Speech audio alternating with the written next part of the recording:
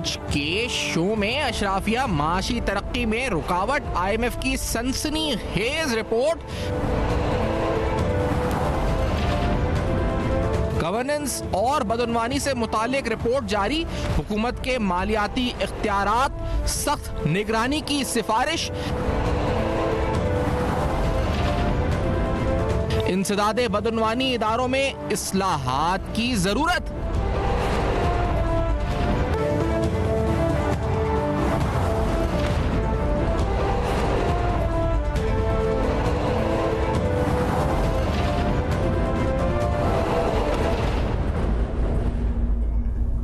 السلام علیکم، پس پردہ حقائق سنسنی خیز انکشافات، پروگرام بے نقاب، میں ہوں آپ کے ساتھ سفان خان۔ IMF کی recent report on anti corruption and governance, اس رپورٹ کے اندر کچھ اہم پہلوؤں کی نشاندہی ہوئی۔ پہلے تو اس رپورٹ کو منظر عام پر آنے میں ایک عرصہ درکار ہوا اور اس رپورٹ کو فائنلی IMF کی میٹنگ سے قبل ریلیز کیا گیا۔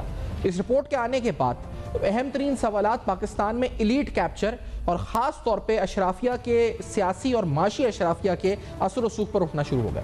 پاکستان کی معاشی شرح نمو کی ترقی اور اس میں اشرافیہ کی جانب سے ڈالی گئی رکاوٹ یا پاکستان کی پالیسی سازی کے عمل میں اشرافیہ کا اہم ترین اور کلیدی کردار، یہ تمام چیزیں جو ہیں زیر بحث آنا شروع ہوئیں اور ساتھ میں پاکستانی معیشت کے حوالے سے اہم اور کٹھن قسم کے سوالات اٹھنا شروع ہو گئے۔ سوال یہ بھی اٹھنے لگا کہ کیا وجہ ہے کہ چاہے وہ پاور سیکٹر کے ریفارمز ہوں، کیا وجہ ہے کہ وہ پرائیویٹائزیشن کی ایفرٹس ہوں، یا کیا وجہ ہے کہ وہ کسی انڈسٹری کے حوالے سے ریلیف پیکج یا سبسڈی پیکج ہو، وہ چند اشرافیہ یا مٹھی پر اشرافیہ تک ہی محیط کیوں ہوتا ہے۔ ساتھ میں پاکستانی معیشت کے حوالے سے اہم ترین سوال کہ پاکستان میں مہنگائی کی شرح جو مہنگائی کی افراط زر ہے، وہ مستقبل میں کیا اس کا آؤٹ لک ہو سکتا ہے۔ ہم نے دیکھا ہے ریسنٹلی ایک آف ٹیک، ایک انکریز ان CPI آیا ہے، SPI میں آیا ہے، اس کو کہا گیا ہے ریزن سیلاب، لیکن کیا حقیقی معنوں میں یہ سیلاب کی وجہ سے ہے؟ یہ سب اہم ترین سوال اٹھائیں گے۔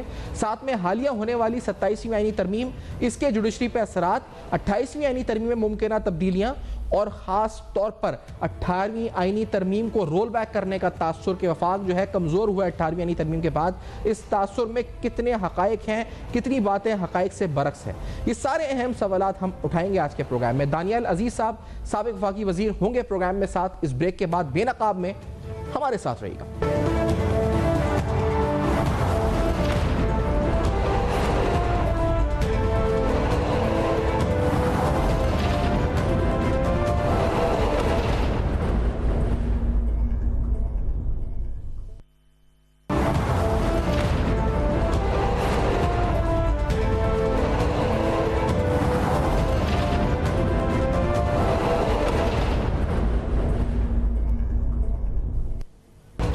بیک آپ دیکھ رہے ہیں بے نقاب، اور کچھ اہم حقائق، اہم سوالات IMF کی ریسنٹ گورننس اور کرپشن کے حوالے سے جو ٹیکنیکل رپورٹ ہے، اس رپورٹ کے اندر اشرافیہ کا تذکرہ ہو رہا ہے کہ پاکستان میں سیاسی اور معاشی اشرافیہ جو کہ قابض ہے پالیسی کے اوپر، یہ ویسٹڈ انٹرسٹ اپنے حق میں فیصلے تو کروا رہے ہیں، لیکن پاکستان کی شرح نمو کو بھی منفی اثر میں، منفی طور پر یہ اثر انداز اس پر ہو رہے ہیں اور ترقی نہیں کر پا رہا پاکستان اس وجہ سے معاشی طور پہ۔ ساتھ میں جو نیب کی کارکردگی اور مختلف حوالوں سے اس پر جو اکاؤنٹیبلٹی فورمز ہیں، اور جو خاص طور پہ شوگر انڈسٹری کا بھی تذکرہ ہے، جو پالیسیز گورنمنٹ کی رہی ہیں، جو ٹلٹ رہا ہے، اس کا ذکر کیا گیا اس رپورٹ میں تفصیلاً۔ خاص طور پہ ایک ایسا عنصر جو کہ اس رپورٹ میں شاید جس کا تذکرہ نہیں، وہ مہنگائی ہے۔ مہنگائی سے ہم بڑے شدید طریقے سے پاکستانی عوام متاثر ہوئی ہے، ریسنٹلی متاثر ہوئی ہے، PDM 1 میں، PDM 2 میں، PTI میں، اب بھی متاثر ہو رہی ہے، مسلسل ہو رہی ہے۔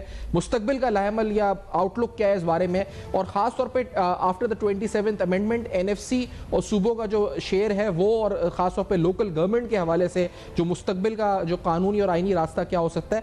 دانیال عزیز صاحب سینئر سیاستدان ہیں، ہمارے ساتھ پروگرام میں موجود ہیں، سابق وفاقی وزیر ہیں۔ دانیال صاحب بہت خوش آمدید پروگرام میں۔ یہ فرمائیے گا سر، یہ جو ابھی جو گورننس اور کرپشن کے حوالے سے IMF کی رپورٹ آئی ہے، یہ آپ کے نزدیک کتنی ریویلنگ ہے؟ آپ نے اس کو کیسے انٹرپریٹ اگر آپ کی نظر سے گزری تو دانیال صاحب یہ بتائیے گا۔ جی، میرے خیال میں اس میں جو اہم چیز بتانے والی ہے عوام کو وہ یہ ہے کہ حکومت وقت نے تقریباً 4-5 مہینے سے اس کو ڈیلے کیا ہوا تھا، اور اگر IMF اس پہ زور نہ ڈالتی تو کسی صورت یہ انہوں نے پبلش نہیں کرنا تھا، اور اگر یہ ٹرانچ جو ہے $1.2 بلین کی اس کے ساتھ منسلک نہ ہوتی تو شاید IMF کے کہنے پہ بھی یہ نہ اس کو پبلش کرتے۔ لیکن جب یہ فائنلی پڑھنے میں آئی ہے تو اس میں وہی چیزیں لکھی ہوئی ہیں جو عام ہمارے اخبارات میں مختلف ایڈیٹوریلز میں مختلف بیانات میں اکثر و پیش سامنے آتی رہی ہیں، لیکن اس میں صرف فرق یہ ہے کہ اس کے اوپر ایک امپلیمنٹیشن ٹائم فریم ڈال دیا گیا ہے، میڈیم ٹرم، شارٹ ٹرم اور لانگ ٹرم، اور اس میں ایک ایک چیز کے بارے میں یہ بتا دیا گیا ہے کہ اس میں آپ نے کیا کرنا ہے اور کتنی دیر میں کرنا ہے، اور اس کے اوپر جو ہے اس کو جو پاکستان کا اسٹرکچرل ریفارم پروگرام ہے IMF کا، اس کا حصہ بنا دیا گیا ہے۔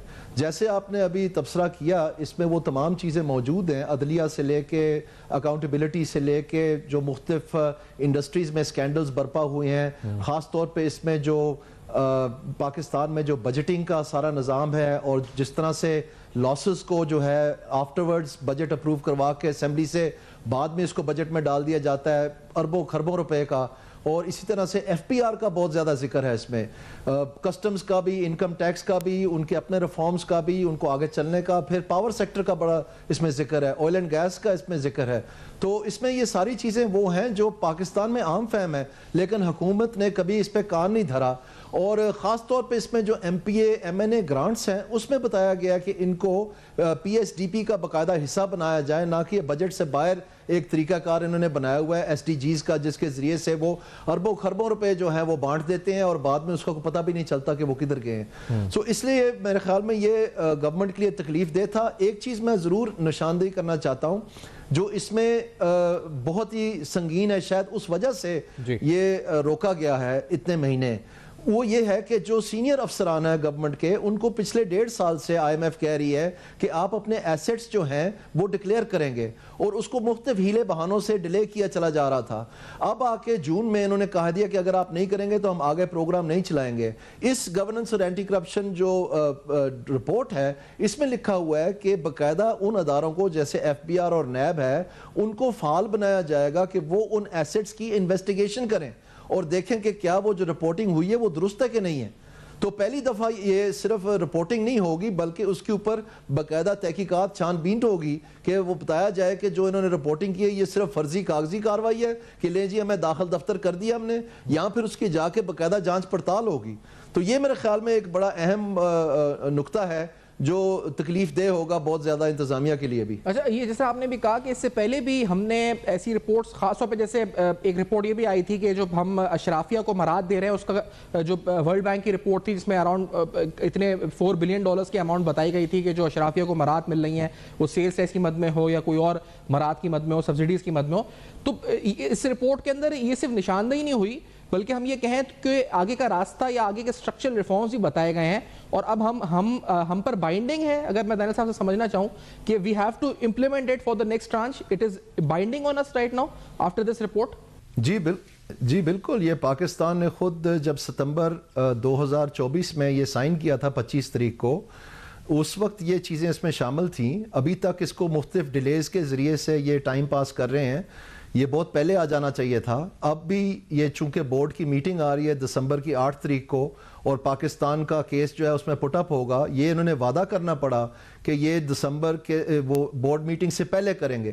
تو اب بورڈ میٹنگ 1 مہینہ پہلے بھی ہو سکتی تھی کیونکہ ریویو تو پہلے ہی ہو گیا تھا، لیکن انہوں نے اخیرلے ٹائم تک دیکھا کہ ہم اس سے جان کسی طرح چھڑوا لیں، اور اس میں بالکل ان کو امپلیمنٹیشن کرنی پڑے گی۔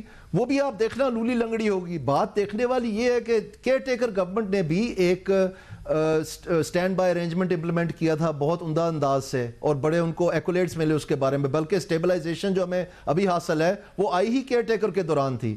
سوال تو یہ پیدا ہوتا ہے اور جو عوام پوچھ رہی ہے کہ پولیٹیکل گورنمنٹ کے آنے کا ویلیو ایڈیشن کیا ہے؟ اگر صرف انہوں نے رکتے رینگتے IMF کی وہ شکیں پوری کرنی ہے جو کیئر ٹیکر بھی کر رہی تھی، تو ان کے پاس کیا ہے بیچنے کو؟ ان کی ریڑیاں کیا خالی ہیں؟ IMF تو ایک بنیاد ہے جہاں سے اوپر آپ نے عمارت کھڑی کرنی ہے، وہ ساری گفتگو بحث کی در ہے۔ اس طرح تو نہیں ہمیشہ ٹائگر بنیں گے اسٹیبلٹی پروگرام میں، ہمیں گروتھ کا پروگرام چاہیے، وہ تو گورنمنٹ نے لانا تھا، اور وہ نظر آ رہا ہے کہ کہیں بھی نہیں ہے۔ تو میں امید کرتا ہوں کہ آپ اس کے بارے میں بھی میرے سے پوچھیں گے۔ کے بعد آپ کے پاس واپس آت کے گروتھ کے بارے میں بھی، اور خاص طور پہ جو گورننس گیپ ہے اس بارے میں کہ یہ گورننس گیپ یہ گورنمنٹ پورا نہیں کر پا رہی اور کیا کر پائے گی۔ ایک بریک کے بعد نذیر صاحب موجود ہیں، ایک بریک کا ہمارے ساتھ۔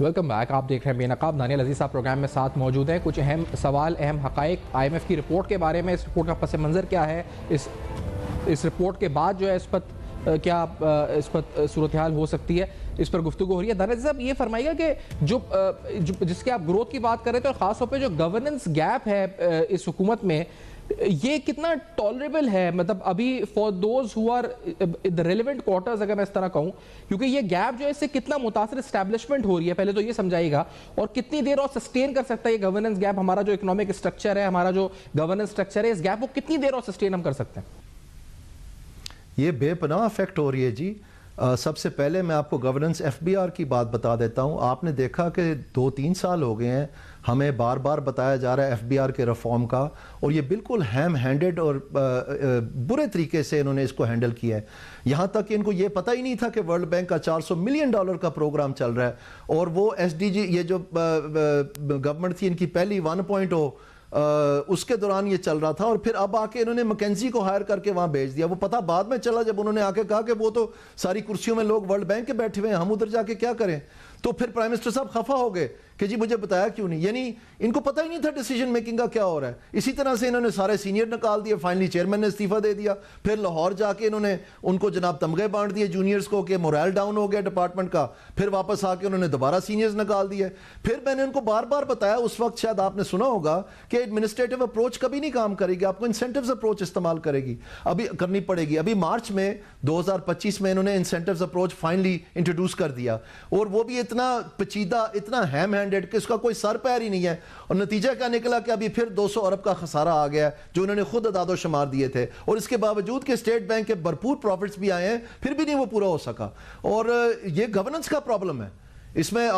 پاور سیکٹر میں آپ دیکھ لیں، پہلے انہوں نے کوشش کی کہ جی وہ آئی پی پیز کا پرابلم ہے، آئی پی پیز کو ہم کانٹریکٹ رینیگوشیٹ کریں گے، پتہ نہیں کون سے آسمان سے تارے توڑ لائیں گے، ہم انڈیپینڈنٹ بورڈز لگا دیں گے، انڈیپینڈنٹ بورڈز کمال کریں گے. اب آ کے ہمیں بتایا جا رہا ہے کہ اس سال پھر 534 ارب کے لاسز جو ہیں وہ پھر سے کیومولیٹ کر لیے گئے ہیں. تو پھر کیا فائدہ ہوا ان ساری چیزوں کا؟ وہاں بھی میں نے ان کو کہا کہ آپ کو انسینٹیوز اپروچ استعمال کرنی پڑے گی. وہاں انہوں نے ایف آئی آریں کاٹ دی، سینکڑوں کے ہزاروں کے تعداد میں ایس ڈی او نکال دیے، لائن مین نکال دیے، میٹر ریڈر نکال دیے، کئیوں کو لائن حاضر کر دیا، پتہ نہیں کیا کچھ انہوں نے کر دیا.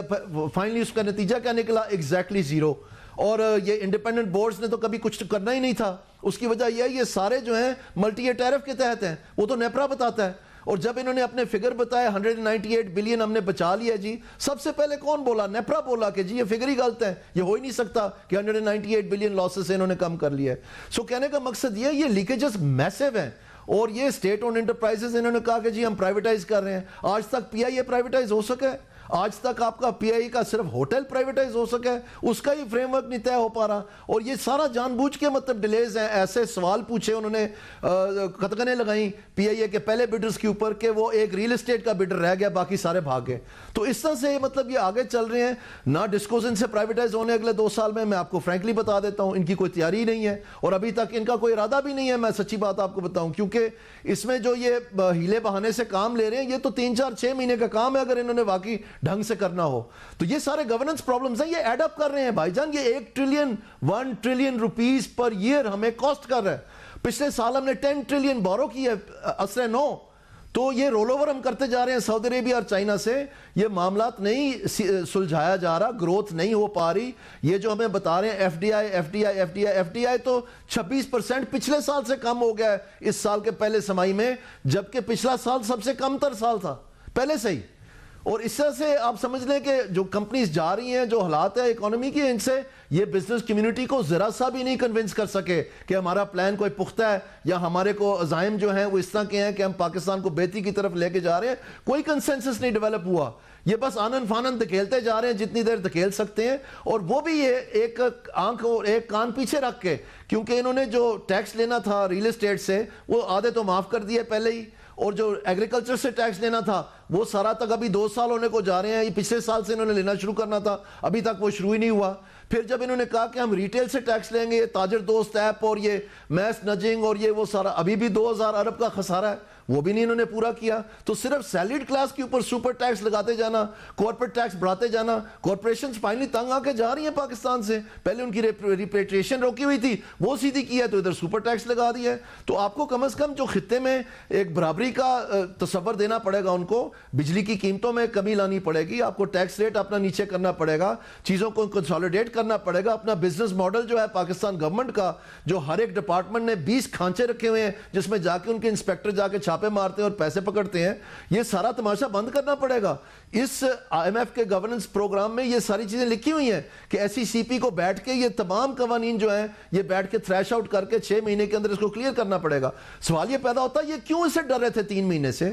اس میں کون سی بری بات ہے؟ اگر جوڈیشری جو ہے اکنامک کیسز کو سٹریم لائن کر کے ان کی لسٹ بنا کے فاسٹ ٹریک کرتی ہے, اس میں کیا بری بات ہے؟ کیوں یہ کترا رہے تھے اس سے؟ ان کا ارادہ ہی نہیں ہے. یہ جو ایک تو ریفارمز کا تھا اسٹرکچرل, جو بالکل آپ نے جس طرح پرائیویٹائزیشن سے لے کے پاور سیکٹر کا بتایا کہ they have failed in that.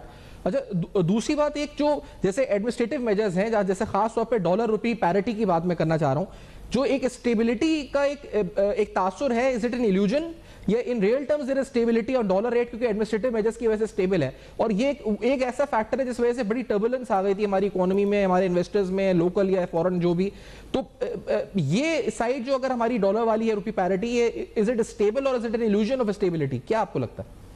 یہ جو اس وقت گورنمنٹ آف پاکستان نے تقریباً 10 ارب ڈالر سے تھوڑا کم اپنی مارکیٹ سے خریدا ہے.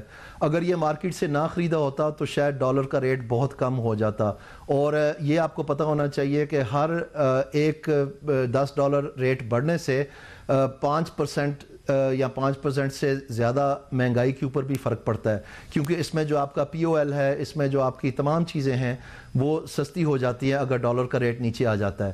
تو جب ڈالر کا ریٹ 280, 282, 285 روپے پر مارکیٹ میں مل رہا ہے, تو اگر وہ فرض کریں 200 پہ آ جاتا تو یہ بہت بڑا فرق پڑ جانا تھا. لیکن حکومت پاکستان کو یہ ضرورت ہے ڈالرز کی, تو اس لیے وہ مارکیٹ سے خرید کے ڈالر کو وہاں رکھ لیا. اگر وہ تھوڑے کم خریدے گے تو وہ ڈالر کو اس لیے آپ کو سٹیبل نظر آ رہا ہے. اس لیے سٹیبل نہیں ہے کہ پاکستان کی ایکسپورٹس جو ہیں وہ بہت بڑھتی جا رہی ہیں اور پاکستان کا جو ہے نا اکانومی کی بہت سٹیبلٹی ہے.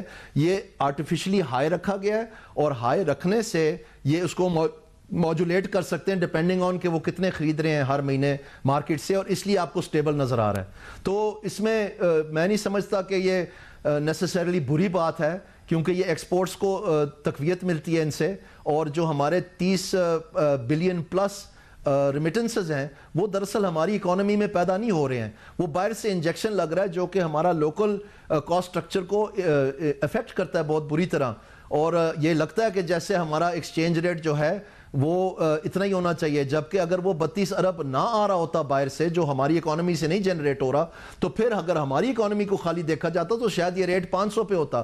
اگر 500 پہ ہوتا تو ہماری ایکسپورٹس کی دوسرے ممالک میں بہت زیادہ پیش رفت ہوتی, کیونکہ وہ وہاں پر سستے داموں ملتے ان کو. تو اور ابھی اگر میں مجموعی طور پہ معیشت کے بارے میں پوچھوں تو یہ بھی اسٹیبلٹی ہے یا is it an illusion of stability? Overall آل جو ہمارے ڈیفیسٹس ہیں, انڈیکیٹرز ہیں اکنامک, تو وہ آپ کی نظر میں کیا اسٹیبل ہیں یا is it also an illusion of stability? آپ کی اکانومی صرف اس وقت تک سٹیبل ہے جس وقت تک یہ ریمیٹنسز آ رہے ہیں, اور جب تک آپ کے دوست ممالک آپ کے رول اوورز کر رہے ہیں. پچھلے سال تقریباً $13.2 بلین کے رول اوورز کیے تھے چائنا نے, گلف کنٹریز نے اور سعودی عربیہ نے, اور وہی آپ کے فورن ایکسچینج ہیں. ابھی آپ کو تھوڑا سا 1-8 بلین وہ بڑھ گیا, کیونکہ اس پہلے سمائی میں آپ نے لونز بہت زیادہ لیے ہیں, کوئی تقریباً پچھلے سال سے آلموسٹ ڈبل, اور ابھی آپ کو $1.2 بلین آئی ایم ایف کا شاید مل جائے گا دسمبر میں, تو تھوڑا سا اور بوسٹر ہو جائیں گے. لیکن یہ اسٹیبلٹی جو ہے یہ آپ کی اکانومی کی اسٹرینتھ نہیں ہے, یہ آپ کی سپورٹ بیسس ہے, آپ کی ریمیٹنسز کی, آپ کی رول اوور لونز کی, اور آئی ایم ایف کی, جو آپ کو افلوٹ رکھ رہی ہے. اور یہ بتائیں کہ پھر یہ جو وفاق کی طرف سے تاثر ہے کہ ڈیو ٹو 18 امینڈمنٹ ان کے پاس فنڈز نہیں ہیں, اتنے فنڈز نہیں کہ ڈیفینس کو فنڈ کر سکیں, اتنے فنڈز نہیں کہ انٹرسٹ پیمنٹس دے سکیں, اور وہ اس لیے جو 18 امینڈمنٹ میں کو رول اوور کی یا جو کانسٹیٹیوشنل پروٹیکشن ہے صوبوں کو حاصل, اس کو واپس لینے کی بات ہو رہی ہے. تو یہ وفاق کی اپنی نااہلی ہے یا 18 امینڈمنٹ میں فلاز ہیں؟ یہ 2008 سے جب شوکت ترین صاحب فنانس منسٹر بنے تھے, اس وقت سب سے بڑا جو پروگرام تھا آئی ایم ایف کا پاکستان نے سائن کیا. اتنا گیپ تھا کہ 3 مہینے بعد اس کو دوبارہ ڈبل کرنا پڑا, اور وہ اکیلا پروگرام جو ہے 2008 والا وہ پاکستان کے تمام اس سے پہلے پروگرام اگر ملا بھی لیں تو اس سے کم تھے. اتنا بڑا گیپ چھوڑ گئے تھے یہ جو شوکت عزیز صاحب اور یہ جو عشرت حسین صاحب تھے. اور اس وقت جو پاکستان کو ریسٹرکچر کر لینا چاہیے تھا, کیونکہ اس وقت پاکستان کی افغانستان میں جنگ کی مدد کی وجہ سے ڈالرز کی بارش ہو رہی تھی پاکستان میں, اور تمام پرائسز انہوں نے کنسٹرو کر دیے, جبکہ اسٹیٹ بینک نے اپنا کردار اچھا نہیں ادا کیا.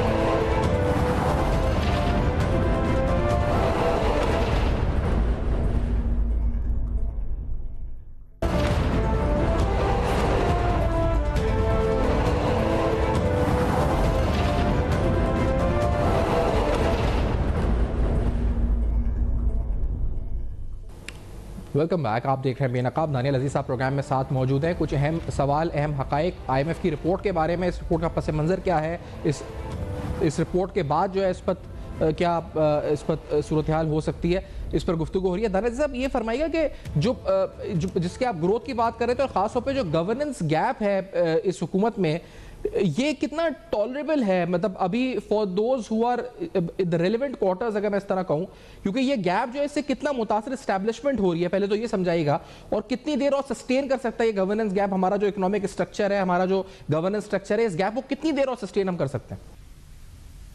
یہ بے پناہ افیکٹ ہو رہی ہے جی. سب سے پہلے میں آپ کو گورننس ایف بی آر کی بات بتا دیتا ہوں. آپ نے دیکھا کہ 2-3 سال ہو گئے ہیں ہمیں بار بار بتایا جا رہا ہے ایف بی آر کے ریفارم کا, اور یہ بالکل ہیم ہینڈڈ اور برے طریقے سے انہوں نے اس کو ہینڈل کیا ہے. یہاں تک کہ ان کو یہ پتہ ہی نہیں تھا کہ ورلڈ بینک کا $400 ملین کا پروگرام چل رہا ہے, اور وہ ایس ڈی جی, یہ جو گورنمنٹ تھی ان کی پہلی 1.0 اس کے دوران یہ چل رہا تھا, اور پھر اب آ کے انہوں نے مکینزی کو ہائر کر کے وہاں بھیج دیا. وہ پتہ بعد میں چلا جب انہوں نے آ کے کہا کہ وہ تو ساری کرسیوں میں لوگ ورلڈ بینک کے بیٹھے ہوئے ہیں, ہم ادھر جا کے کیا کریں. تو پھر پرائم منسٹر صاحب خفا ہو گئے کہ جی مجھے بتایا کیوں نہیں. یعنی ان کو پتہ ہی نہیں تھا ڈیسیجن میکنگ کا کیا ہو رہا ہے. اسی طرح سے انہوں نے سارے سینئر نکال دیے, فائنلی چیئرمین نے استعفیٰ دے دیا. پھر لاہور جا کے انہوں نے ان کو جناب تمغے بانٹ دیے جونیئرز کو کہ مورائل ڈاؤن ہو گیا ڈپارٹمنٹ کا. پھر واپس آ کے انہوں نے دوبارہ سینئرز نکال دیے. پھر میں نے ان کو بار بار بتایا, اس وقت شاید آپ نے سنا ہوگا کہ ایڈمنسٹریٹو اپروچ کبھی نہیں کام کرے گی, آپ کو انسینٹیوز اپروچ استعمال کرنی پڑے گی. ابھی مارچ میں 2025 میں انہوں نے انسینٹیوز اپروچ فائنلی انٹروڈیوس کر دیا, اور وہ بھی اتنا پیچیدہ, اتنا ہیم ہینڈڈ کہ اس کا کوئی سر پیر ہی نہیں ہے. اور نتیجہ کیا نکلا کہ ابھی پھر 200 ارب کا خسارہ آ گیا جو انہوں نے خود اعداد و شمار دیے تھے, اور اس کے باوجود کہ اسٹیٹ بینک کے بھرپور پروفٹس بھی آئے ہیں, پھر بھی نہیں وہ پورا ہو سکا. اور یہ گورننس کا پرابلم ہے اس میں. اور پاور سیکٹر میں آپ دیکھ لیں, پہلے انہوں نے کوشش کی کہ جی وہ آئی پی پیز کا پرابلم ہے, آئی پی پیز کو ہم کانٹریکٹ رینیگوشیٹ کریں گے, پتہ نہیں کون سے آسمان سے تارے توڑ لائیں گے, ہم انڈیپینڈنٹ بورڈز لگا دیں گے, انڈیپینڈنٹ بورڈز کمال کریں گے. اب آ کے ہمیں بتایا جا رہا ہے کہ اس سال پھر 534 ارب کے لاسز جو ہیں وہ پھر سے کیومولیٹ کر لیے گئے ہیں. تو پھر کیا فائدہ ہوا ان ساری چیزوں کا؟ وہاں بھی میں نے ان کو کہا کہ آپ کو انسینٹیوز اپروچ استعمال کرنی پڑے گی. وہاں انہوں نے ایف آئی آریں کاٹ دی, سینکڑوں کے ہزاروں کے تعداد میں ایس ڈی او نکال دیے, لائن مین نکال دیے, میٹر ریڈر نکال دیے, کئیوں کو لائن حاضر کر دیا, پتہ نہیں کیا کچھ انہوں نے کر دیا. فائنلی اس کا نتیجہ کیا نکلا؟ Exactly zero. اور یہ انڈیپینڈنٹ بورڈز نے تو کبھی کچھ کرنا ہی نہیں تھا. اس کی وجہ یہ ہے یہ سارے جو ہیں ملٹی ایئر ٹیرف کے تحت ہیں, وہ تو نیپرا بتاتا ہے. اور جب انہوں نے اپنے فگر بتایا 198 بلین ہم نے بچا لیا جی, سب سے پہلے کون بولا؟ نیپرا بولا کہ جی یہ فگر ہی غلط ہے, یہ ہو ہی نہیں سکتا کہ 198 بلین لاسز سے انہوں نے کم کر لیا ہے. سو کہنے کا مقصد یہ لیکیجز میسیو ہیں. اور یہ اسٹیٹ اونڈ انٹرپرائزز انہوں نے کہا کہ جی ہم پرائیویٹائز کر رہے ہیں. آج تک پی آئی اے پرائیویٹائز ہو سکا ہے؟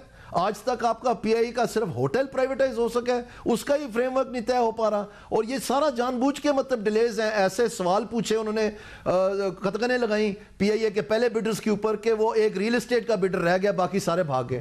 تو اس طرح سے مطلب یہ آگے چل رہے ہیں. نہ ڈسکوز ان سے پرائیویٹائز ہونے اگلے 2 سال میں آپ کو فرینکلی بتا دیتا ہوں ان کی کوئی تیاری نہیں ہے, اور ابھی تک ان کا کوئی ارادہ بھی نہیں ہے. میں سچی بات آپ کو بتاؤں, کیونکہ اس میں جو یہ ہیلے بہانے سے کام لے رہے ہیں, یہ تو 3-4-6 مہینے کا کام ہے اگر انہوں نے واقعی ڈھنگ سے کرنا ہو. تو یہ سارے گورننس پرابلمز ہیں, یہ ایڈ اپ کر رہے ہیں بھائی جان. یہ 1 ٹریلین روپیز پر ایئر ہمیں کاسٹ کر رہا ہے. پچھلے سال ہم نے 10 ٹریلین بورو کی ہے عصر نو. تو یہ رول اوور ہم کرتے جا رہے ہیں سعودی عربیہ اور چائنا سے, یہ معاملات نہیں سلجھایا جا رہا, گروتھ نہیں ہو پا رہی. یہ جو ہمیں بتا رہے ہیں ایف ڈی آئی تو 26% پچھلے سال سے کم ہو گیا ہے اس سال کے پہلے سمائی میں, جبکہ پچھلا سال سب سے کم تر سال تھا پہلے سے ہی.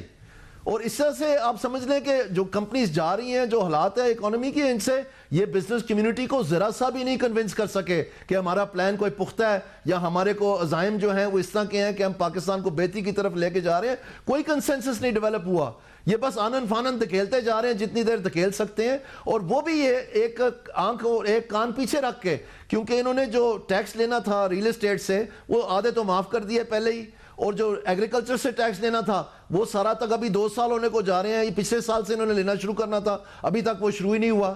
پھر جب انہوں نے کہا کہ ہم ریٹیل سے ٹیکس لیں گے, تاجر دوست ایپ اور یہ میس نجنگ اور یہ وہ سارا, ابھی بھی 2000 ارب کا خسارہ ہے. وہ بھی دوسرے ممالک میں بہت زیادہ پیش رفت ہوتی کیونکہ وہ وہاں پر سستے داموں ملتے ان کو. تو اور ابھی اگر میں مجموعی طور پہ معیشت کے بارے میں پوچھوں تو یہ بھی اسٹیبلٹی ہے یا is it an illusion of stability? Overall آل جو ہمارے ڈیفیسٹس ہیں, انڈیکیٹرز ہیں اکنامک, تو وہ آپ کی نظر میں کیا اسٹیبل ہیں یا is it also an illusion of stability? آپ کی اکانومی صرف اس وقت تک سٹیبل ہے جس وقت تک یہ ریمیٹنسز آ رہے ہیں اور جب تک آپ کے دوست ممالک آپ کے رول اوورز کر رہے ہیں. پچھلے سال تقریباً 13.2 بلین ڈالر کے رول اوورز کیے تھے چائنا نے, گلف کنٹریز نے اور سعودی عربیہ نے, اور وہی آپ کے فورن ایکسچینج ہیں. ابھی آپ کو تھوڑا سا 1-8 بلین وہ بڑھ گیا کیونکہ اس پہلے سمائی میں آپ نے لونز بہت زیادہ لیے ہیں, کوئی تقریباً پچھلے سال سے آلموسٹ ڈبل, اور ابھی آپ کو 1.2 billion dollars IMF کا شاید مل جائے گا دسمبر میں, تو تھوڑا سا اور بوسٹر ہو جائیں گے. لیکن یہ اسٹیبلٹی جو ہے یہ آپ کی اکانومی کی اسٹرینتھ نہیں ہے, یہ آپ کی سپورٹ بیسس ہے, آپ کی ریمیٹنسز کی, آپ کی رول اوور لونز کی اور آئی ایم ایف کی جو آپ کو افلوٹ رکھ رہی ہے. اور یہ بتائیں کہ پھر یہ جو وفاق کی طرف سے تاثر ہے کہ ڈیو ٹو 18 امینڈمنٹ ان کے پاس فنڈز نہیں ہیں, اتنے فنڈز نہیں کہ ڈیفینس کو فنڈ کر سکیں, اتنے فنڈز نہیں کہ انٹرسٹ پیمنٹس دے سکیں, اور وہ اس لیے جو 18 امینڈمنٹ میں کو رول اوور کی یا جو کانسٹیٹیوشنل پروٹیکشن ہے صوبوں کو حاصل, اس کو واپس لینے کی بات ہو رہی ہے. تو یہ وفاق کی اپنی نااہلی ہے یا 18 امینڈمنٹ میں فلاز ہیں؟ یہ 2008 سے جب شوکت ترین صاحب فنانس منسٹر بنے تھے اس وقت سے سب سے بڑا جو پروگرام تھا آئی ایم ایف کا پاکستان نے سائن کیا. اتنا گیپ تھا کہ 3 مہینے بعد اس کو دوبارہ ڈبل کرنا پڑا, اور وہ اکیلا پروگرام جو ہے 2008 والا وہ پاکستان کے تمام اس سے پہلے پروگرام اگر ملا بھی لیں تو اس سے کم تھے. اتنا بڑا گیپ چھوڑ گئے تھے یہ جو شوکت عزیز صاحب اور یہ جو عشرت حسین صاحب تھے. اور اس وقت جو پاکستان کو ریسٹرکچر کر لینا چاہیے تھا کیونکہ اس وقت پاکستان کی افغانستان میں جنگ کی مدد کی وجہ سے ڈالرز کی بارش ہو رہی تھی پاکستان میں, اور تمام پرائسز انہوں نے کنسٹرو کر دیے, جبکہ اسٹیٹ بینک نے اپنا کردار اچھا نہیں ادا کیا اور ایک کنزیومر اکانومی بنا دی جو کہ امپورٹ بیسڈ تھی.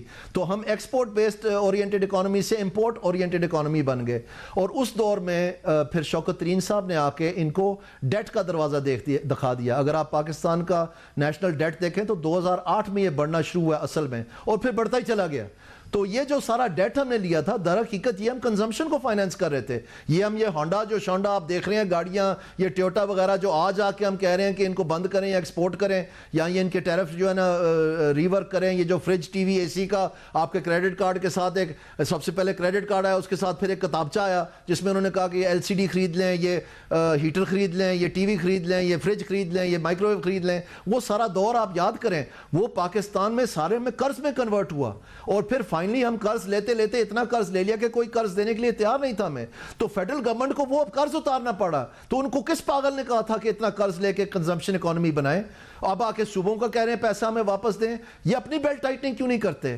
ایک پیسہ انہوں نے نہیں کم کیا. یہ ساری ریفارمز, رائٹ سائزنگ, سب جو فورن مشنز کی رائٹ سائزنگ کی رپورٹ ڈار صاحب میں 2 مہینے میں دیں گے, میں پرسنلی اوورسی کروں گا, وہ کدھر گئی؟ وہ آئی بھی نہیں. کون سا ایک ٹیڈی پیسہ بچایا انہوں نے؟ صرف چمڑی اتاری ہے تو سیلڈ کلاس کی, ابھی پھر اس سال دوبارہ اتار دی ہے. تو جو ان ٹیکس سیکٹر تھے ان میں کتنی پذیرائی ہوئی ہے؟ ہمیں بتائیں. جو بھی کوسچنز آتے ہیں نیشنل اسمبلی ان کے اندر غلط بیانی سے بھرا جاتا ہے سارا, اور فائنلی آئی ایم ایف کی رپورٹ آتی ہے تو ہمیں پتہ چلتا ہے کہ جی 50 ارب کلیکٹ کرنا تھا اور 5 ارب ہی نہیں ہوا. وہ کدھر گیا تاجر دوست ایپ؟ وہ کدھر گیا ریل اسٹیٹ ٹیکس؟ وہ کہاں گیا ایگریکلچر ٹیکس؟ کتنی کلیکشن ہوئی ہے اس میں؟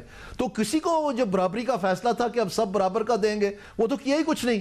تو اپنا بھی سیونگ کوئی نہیں کی، تو آپ کہہ رہے ہیں کہ ہمیں صوبوں سے بھی پیسے چاہیے، تو اس طرح تو یہ سارے صوبوں کے سارے پیسے بھی لے لیں گے، وہ بھی اڑا دیں گے، کیونکہ ادھر تو ساری انڈسٹری جو ہے وہ تو محکموں میں بیٹھی ہوئی ہے اور وہ جو مرضی پالیسی بنواتی ہے. اب آ کے آئی ایم ایف دباؤ ڈال رہی ہے کہ ٹیرف ریشنلائزیشن کریں، یہ ایس آر اوز ختم کریں، یہ ایف بی آر سیدھا کریں، یہ ٹیکس کلیکٹ کریں، یہ خسارے کم کریں، یہ جو گورننس کا نظام سیدھا کریں. تو یہ اب ان کو تکلیفیں پڑ رہی ہیں اور چل رہی ابھی بھی ڈیٹ پہ. اس سال بھی انہوں نے $10 ٹریلین ڈیٹ لے لیے. اچھا یہ جو بات ہے صاحب کہ اشرافیہ کا پاکستان کی پالیسی کے اوپر جو ہے وہ ایلیٹ کیپچر ہے، تو یہ this elite capture is across the board, یعنی اکراس آل پولیٹیکل پارٹیز، یا it is specifically for some one party? آپ کو لگتا ہے P T I, P D M government جتنی بھی کمپیریزن کریں تو کیا آپ سمجھتے ہیں it was across the board, یعنی ہر طرف یہ تھا ایلیٹ کیپچر ہر گورنمنٹ؟ بالکل، یہ تینوں جماعتیں انتظامیہ کی بنائی ہوئی ہیں، اس لیے یہ انتظامیہ کے سامنے کھڑی نہیں ہو سکتی. آپ مجھے بتائیں پی ٹی آئی کا کون سا تھنک ٹینک ہے؟ پی ٹی آئی کے پاس تو فائنانس منسٹر ہی نہیں ہے، اپنا جو لائے تھے وہ تو 6 مہینے میں فیل ہو کے گھر بھیج دیا. اسی طرح سے پیپلز پارٹی کا حال ہے، ان کے جو مانگے ہوئے تھے شیخ صاحب اور یہ شوکت ترین صاحب، وہ کہاں سے آئے تھے؟ آپ کو بہتر پتا ہے کتنی دیر وہ پیپلز پارٹی میں رہے ہیں، تو آ کے فائنانس منسٹر براجمان ہو گئے. وہی مانگے کہ انہوں نے عمران خان کو دے دیے. اور اسی طرح سے اب یہ نیا جیک ان دا باکس آ گئے ہیں. یہ کہاں تھے جب یہ منشور بن رہا تھا پاکستان مسلم لیگ نون کا، جس کا اکانومی کا چیپٹر ہی نہیں بن سکا ایک ہفتہ الیکشن سے پہلے تک؟ ان میٹنگز میں یہ صاحب تھے. تو obviously تینوں جماعتوں کے پاس کوئی ڈھنگ کا اکانومسٹ نہیں ہے، ڈھنگ کا فائنانس منسٹر نہیں ہے، ان کو ان پرابلمز کے بارے میں تعلق ہی نہیں ہے. یہ تو ریوڑیاں بانٹنے کے لیے بیٹھے ہوئے ہیں اور انتظامیہ چلاتی ہے کام، اور انتظامیہ کا گل سڑ گئی ہے ساری. وہ آپ کو یہ رپورٹ بتا رہی ہے، آپ خود پڑھ لیں. تو پھر پاکستان کو ایک منٹ ہے، پھر پاکستان کو کیوں، ہم کیسے بنیں گے ایشین ٹائیگر؟ ہم سے سری لنکا آگے نکل گیا، بنگلہ دیش آگے نکل گیا، نیپال آگے نکل گیا، وہاں پر انقلاب بھی آ رہے ہیں، دیوالیے بھی نکل رہے ہیں، وہ پھر بھی 6.4% سالانہ پیداوار میں اضافہ کر رہے ہیں شرح نمو میں، اور ہمارا جو ہے 2% پہ رکا ہوا ہے. پچھلے 4 سال میں 1.5% ایوریج ہے گروتھ کی، اور 2.55% ہماری پاپولیشن گروتھ ہے. آپ خود سوچیں کتنا پریشر بلڈ ہو رہا ہے، اور ہائیسٹ مہنگائی سے ہم نیچے آئے تھے، اب ہم پھر اوپر کی طرف جا رہے ہیں. تو لوگ تو نہیں برداشت کر سکتے. یہ تو پتہ نہیں کس دنیا میں بیٹھے ہوئے سوچ رہے ہیں. اور سب سے بڑی بات ہے جو ان سے ویلیو ایڈیشن کی خواہش تھی یا جو سوچ تھی کہ چونکہ یہ کاروباری لوگ ہیں اور یہ چیمبرز میں رہے ہیں، یہ سب کو جانتے ہیں ایک دوسرے کو، ان کے بریکیاں انز اینڈ آؤٹس جانتے ہیں، مشکلات کا سامنا کرنا جانتے ہیں، تو یہ بہتر ان کی ترجمانی کر سکتے ہیں. ہمیں ٹیکس بھی لا دیں گے، کچھ نہ کچھ فورن ڈائریکٹ انویسٹمنٹ بھی آ جائے گی، اور پاکستان کی معیشت کو تھوڑا بہت چلا دیں گے. وہ سارا کچھ تو ہو ہی نہیں رہا. تو پھر ان سے لینا دینا کیا ہے؟ کیوں اتنا کڑوا گھونٹ بھرنا ہے کہ پورا پاکستان کو دیڑ کے رکھ دیے؟ اچھا، اور یہ کیونکہ آپ نے ابھی ذکر کیا کہ یہ جو کیونکہ ٹیکس نہ ریفارمز ہوئے، نہ اسٹرکچرل ریفارمز ہوئے، نہ گورننس کو بہتر کرنے کی چیزیں ہوئیں، اب ہر دفعہ ہو یہ رہا ہے کہ شارٹ کٹ ایک آتا ہے کہ وہ ایک منی بجٹ آ جاتا ہے. کیونکہ یہ جو ایلیٹ کیپچر بھی ہے پالیسی پہ، تو کوئی ایسی پالیسی تو آتی نہیں جو کہ ایلیٹ کیپچر کو ختم کر سکے. ہاں، ٹیکس ایڈجسٹ کرنے کے لیے، ٹارگٹس پورے کرنے کے لیے ہمیشہ عوام پر ہی بم گرتا ہے. انفلیشن آؤٹ لک کے تناظر میں یہ مجھے بتائیے گا کہ نئے ٹیکسز آپ دیکھتے ہیں، پھر انفلیشن آؤٹ لک بھی بتائیے گا اپنا کیا ہے آپ کو لگتا ہے؟ جی، ٹیکسز تو اگر ان سے نہ خسارہ پورا ہوا، ان کو میرے خیال میں دسمبر تک ٹائم دیا ہے آئی ایم ایف نے، اگلی سیمائی کے اینڈ تک، کہ یہ جو 200 ارب کا خسارہ یہ پورا کریں.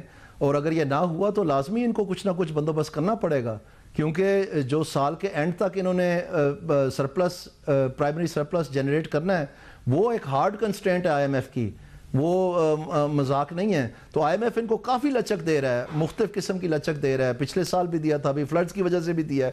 لیکن اس کے باوجود یہ بنیادی چیزیں جو ہیں، مثلا آپ مجھے بتائیں اس رپورٹ کو شائع کرنے سے فلڈز کا کیا تعلق تھا یا جنگ کا کیا تعلق تھا؟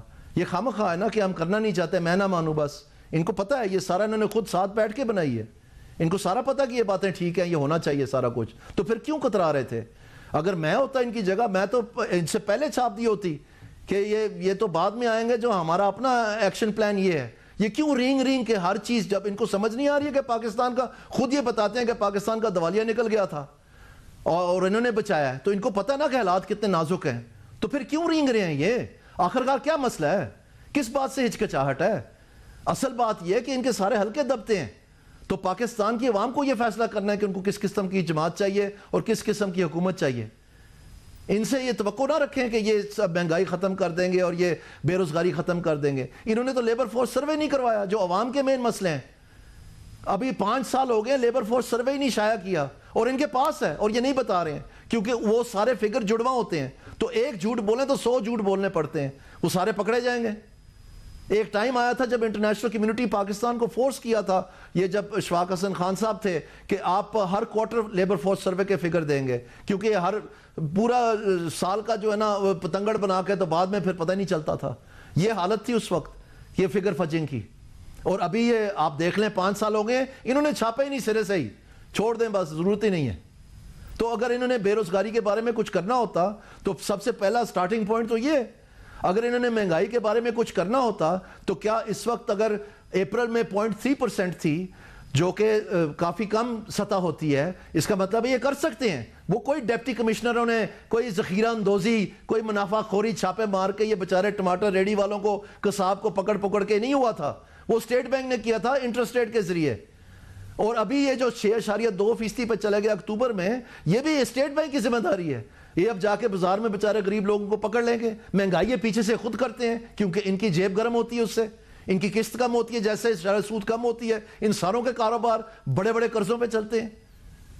تو وہ جا کے لوگوں کو بیوقوف بنانے کے لیے جا کے ریڈی والے کو پکڑ لیں گے, کیونکہ بچاری ہماری عوام بیوقوف ہے. وہ سمجھتی ہیں کہ بازاری ایک گالی ہے, ان کا تول نہیں پورا, یہ ملاوٹ کرتے ہیں, یہ چہرہ دیکھ کے گاہک قیمت لگاتے ہیں, ان کو پکڑنا چاہیے, کیونکہ ان کو اتنے ہی سوجھ بوجھ ہے. ان کو یہ نہیں پتا کہ پیچھے سے اسٹیٹ بینک ذمہ دار ہے. اسٹیٹ بینک ذمہ دار ہے. اسٹیٹ بینک کا پرائمری گول آبجیکٹیو ہی ہے کہ وہ کنٹرول کرے انفلیشن کو, اور اس میں وہ فیل ہو رہا ہے. لیکن تو کر سکتی ہے نا, تو کر سکتی ہے, تو 0.3% پہ گئی تھی نا, ان کو پتا ہے. اور یہ پچھلے 5 مانیٹری پالیسی کمیٹی میٹنگ سے بتا رہے ہیں کہ مہنگائی آ رہی ہے. اس کو ابھی والیٹیلیٹی کا نام دیا ہوا ہے, کیونکہ انہوں نے یکلخت شرح سود جو ہے گرا دی ہے. اور ابھی انہوں نے جو ہولڈ کی ہوئی ہے, پلیز انڈرسٹینڈ, ایک سیکنڈ پلیز انڈرسٹینڈ, یہ اس سال کی جو مہنگائی کی شرح ہے وہ انہوں نے اوسطاً 7.5 ٹارگٹ رکھا ہے. کب؟ جون میں کوئی فلڈ نہیں تھا, کوئی جنگ نہیں تھی. ان کو پتا تھا کہ 0.3% ایک ماہ پہلے تھی اپریل میں, اور انہوں نے اگلے سال کا ٹارگٹ دے دیا 7.5%. 7.5% ٹارگٹ اگر دنیا میں کہیں بنتا نا تو 3% سے زیادہ مہنگائی اور لوگ سڑکوں پہ آ کے گراؤ جلاؤ شروع کر دیتے ہیں. انہوں نے ٹارگٹ شروع ہی کیا 7.5% سے. تو اب وہ چڑھتا جا رہا ہے. تو کبھی کہتے ہیں فلڈ کی وجہ سے ہو گیا, کبھی کہتے ہیں جنگ کی وجہ سے ہو گیا. پتہ ان کو سارا ہے, یہ خود کر رہے ہیں. نہیں, یہ سر ٹارگٹ تو پارلیمنٹ کو دینا ہے اسٹیٹ بینک کو. ٹارگٹ کا کیا ہے اس وقت, ٹارگٹ کی ڈیفینیشن کیا ہے, اور کون دے گا target to the state bank? یہ فسکل فریم ورک میں بجٹ کے دوران اپروول ہوتا ہے. یہ منسٹری آف پلاننگ اور منسٹری آف فائنانس کے ڈاکیومنٹس ہیں, میرے پاس موجود ہے. اگر آپ کہتے ہیں میں ابھی آپ کے پروڈیوسر کو بھیج دیتا ہوں, آپ ٹی وی اسکرین پہ دکھا دیں, یا ان کو بولیں آ کے سامنے مجھے جواب دیں. یہ فسکل فریم ورک کی فگر ہے. پاکستان کا اس سال کا ٹارگٹ جو ہے وہ 7.5% ہے, جبکہ اسٹیٹ بینک ہمیں بتاتا ہے کہ ہمارا رینج 5 to 7% ہے. انہوں نے اور آگے دھکیل دیا ہے, وہ بھی آربٹریری ہے, وہ بھی جھوٹ پہ مبنی ہے. تو اس ملک کا اللہ حافظ ہے, آپ پلیز سمجھے اس بات کو. یہ عوام جو پہاڑ ٹوٹا ہوا ہے پہلے مہنگائی کا, یہ نہیں برداشت کر سکتی, یہ بے روزگاری نہیں برداشت کر سکتی, اور اس کا بندوبست کرنے کے لیے تیار نہیں ہے. خود ٹارگٹ دے رہے ہیں اس کو 2000%. آپ کو پتہ ہے کہ اپریل کی فگر سے لے کے آج تک 2000%, 20 گنا مہنگائی بڑھ گئی ہے, اور اگلے مہینے پھر یہ اوپر جائے گی. جو اگر آپ صرف 1 سیکنڈ میری بات سن لیں, اگر اس وقت تک آپ اوسط دیکھیں نا اس مالی سال کا, تو وہ 4.725 اوسطاً ماہوار یہ مہنگائی ہے پہلے سمائی کی اوسطاً. اور اگر سال کی آپ نے 7.5% کے ٹارگٹ پہ پہنچنا ہے جو انہوں نے خود ڈکلیئر کیا ہوا ہے, تو پھر باقی 8 مہینے 11% مہنگائی ہوگی, تو جا کے 7.5% بنیں گے. آپ سمجھے میں کیا کہہ رہا ہوں؟ یہ مہنگائی اوپر جا رہی ہے. تو یہ یعنی 11 سے اوپر ہوگی تو یہ 7.5% پہ آئے گی. یعنی ان دا کمنگ منتھس آپ کو لگتا ہے کہ یہ پھر آگے اور بڑھنا ہی ہے ریٹ آف انفلیشن؟ تو پھر یہ آپ مجھے بتائیں, تو یہ کیوں انہوں نے ٹارگٹ دیا پھر 7.5% کا؟ یہ 3% بھی دے سکتے تھے, یہ 4% بھی دے سکتے تھے, یہ روکتے نا, انہوں نے خود چھوٹ دی ہے. کیوں؟ اچھا, اس میں بڑا کردار جو اسٹیٹ بینک کا ہے, خاص طور پہ وہ جو ADR ریشوز تھے, ہم نے ذکر آپ سے لاسٹ ٹائم کیا تھا, یہ جو یعنی اس پر کوئی accountability watch dog, parliamentary oversight کوئی نہیں تھی کہ یہ ADR ریشوز کس پالیسی کے تحت ہوئے, کیوں ہوئے, کس نے کیے, کون مستفید ہوا, کسی نے چیک کیا پارلیمنٹ سے؟ بالکل ہے. جو اکاؤنٹیبلٹی کا سیکشن ہے اسٹیٹ بینک ایکٹ کا, اس میں لکھا ہی یہ ہے کہ پارلیمنٹ جو ہے وہ اسٹیٹ بینک کو اکاؤنٹیبل رکھے گی کہ مہنگائی نہ ہونے دے. اور اس مقصد کے لیے اسٹیٹ بینک کے اوپر لازم ہے کہ وہ سال میں کم از کم 3 مرتبہ ایک رپورٹ ارسال کرتی ہے پارلیمنٹ کو، جس میں وہ اپنی مہنگائی کے بارے میں کارکردگی بتاتی ہے. تو سب سے بڑی جو ردی کی ڈھیری ہوتی ہے پارلیمنٹ کے بعد وہ ان رپورٹوں کی ہوتی ہے. ماشاءاللہ ہم نے پڑھنا تو ہے ہی کوئی نہیں. پاکستان میں ریکارڈ مہنگائی ہوئی بابا قائد اعظم سے لے کے آج تک. آپ نے کبھی سنا کہ کوئی کالی پٹیاں باندھی؟ کسی اسٹینڈنگ کمیٹی آن فائنانس نے کوئی سرزنش کی اسٹیٹ بینک کی، ان کو بلا کے پوچھا، کوئی استعفیٰ مانگا ہو کسی مانیٹری پالیسی کمیٹی ممبر کا یا کسی اسٹیٹ بینک گورنر کا کہ یہ آپ کی ناقص کارکردگی کی وجہ سے عوام شکست و ریخت ہو گئی ہے، تباہ و برباد ہو گئی ہے؟ کسی نے پوچھا؟ آپ مجھے بتائیں اسٹیٹ بینک کے پاس کون سا ڈپٹی کمشنر ہوتا ہے؟ یہ ادھر ہمیں بیوقوف بنا رہے ہیں، پیرا بنا کے، پیرا بیرا، یہ پتہ نہیں کیا ڈپٹی کمشنروں کو ہدایت کر رہے ہیں کہ جناب جا کے وہ دھیڑ دیں سارے بازار، جس مرضی کو پکڑ کے لے جائیں. تو مہنگائی کنٹرول ہو گئی ہے. اب کیا ڈپٹی کمشنر سو گئے ہیں کہ یہ 6.2% پہ چلے گئی ہے؟ کیا ڈپٹی کمشنر نے 0.3% پہ مہنگائی لائے تھے؟ کون سی کارروائی کی تھی انہوں نے جس کی وجہ سے آئی ہے؟ ردی کے ٹوکروں میں پڑی ہوئی ہیں. سارا جھوٹ ہے، یہ سارا جھوٹ ہے. یہ مان چکے ہیں حکومت پاکستان، ایک منہ سے مان چکی آئی ایم ایف کو کہ ہم یہ 1977 کا اینٹی ہارڈنگ اور پرائس کنٹرول ایکٹ ختم کر رہے ہیں، اور عوام کو بیوقوف بنایا ہوا ہے، چیف منسٹروں کو آگے لگایا ہوا ہے. یہ مختلف قسم کی فورسیں اور وہ کمکمیں اور بتیاں اور نئی نئی گاڑیاں خرچتے جا رہے ہیں، یہ سمجھ کے یہ بڑا کمال کر رہے ہیں.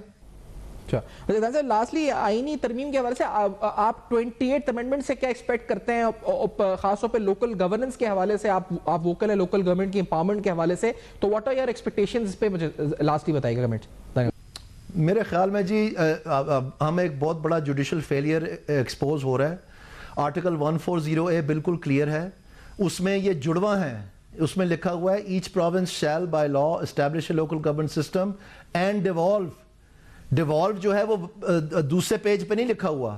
اینڈ ڈیوالو لازم ہے، یعنی آپ جو بھی قانون بنائیں گے آپ ڈیوالو کرنے کے لیے بنائیں گے. اینڈ سینٹرلائز نہیں لکھا ہوا. تو یہ جو انہوں نے سارے نظام بنائے ہیں، اس کے بعد حوالہ 140A کا دیا ہے، لیکن اس حوالے کو دے کے سارا کا سارا سینٹرلائز کر دیا. تو یہ جو سپریم کورٹ ہے ہماری، انہوں نے اس بارے میں کوئی فیصلہ ہی نہیں دیا. میں نے خود کیسز لے کے گیا ہوں. یہ بندیال صاحب نے بحال کر دیے لوکل گورنمنٹس، بڑی مہربانی جی. اور یہ جو ان سے پہلے تھے صاحب، انہوں نے یہ جو مختلف کارپوریشنز ہیں جیسے کہ یہ ویسٹ مینجمنٹ اور ہارٹیکلچر اور پتہ نہیں کون کون سا گورننس بائی کارپوریشن، انہوں نے نیا انداز نکال لیا انتظامیہ نے لوکل گورنمنٹ سے اختیارات چھیننے کا. تو اس کو ختم کر دیا انہوں نے، گلزار صاحب نے اور ثاقب نثار صاحب نے. تو اس سے پہلے دفنا ہی دیا تھا لوکل گورنمنٹس کو، کیونکہ انہوں نے تو جو پنجاب کا فیصلہ ہوا تھا ہائی کورٹ کا، اس کا سیٹ اسائڈ کر دیا تھا، اور اس میں کہہ دیا تھا کہ ہم پولیس مین بن جائیں گے، ریگولیٹر بن جائیں گے، we will step in when needed. And اس طرح کا فضول اوت پتنگ سا فیصلہ، اس سے لبرٹی لے کے ساروں نے دھیڑ دیا نظام. اور آپ آج کل یہ مختلف جماعتیں کہہ رہی ہیں کہ جی چیپٹر ہونا چاہیے. آپ چیپٹر ڈال لیں، انڈیا کے کانسٹیٹیوشن میں چیپٹر موجود ہے. انڈیا کے کانسٹیٹیوشن میں لوکل گورنمنٹ کا چیپٹر موجود ہے. وہاں آج لوکل گورنمنٹ کا اس سے بھی برا حال ہے جو پاکستان میں ہے، آپ جا کے چیک کر لیں. تو یہ چیپٹر میپٹر سے نہیں ہونا، جوڈیشری کو اپنا کام کرنا پڑنا ہے. جو موجود آرٹیکل 140 ہے وہ کافی ہے، اس کو صرف واپس جا کے وہاں سے امپلیمنٹ کرنا شروع کریں جہاں سے وہ داخل ہوا تھا آئین میں، تو سب سیدھا ہو جائے گا. ٹھیک ہے نائر صاحب، بہت بہت شکریہ آپ کا ادا کریں گے. اہم ترین آپ نے گفتگو کری اور پاکستان کے معاشی، آئینی، قانونی اہم ترین پہلوؤں پر نائر عزیز صاحب کی گفتگو آپ نے سنی. For your feedback you can write us on Facebook, email, دیکھتے رہیے گا. اب تک اپنا بہت خیال رکھیے گا.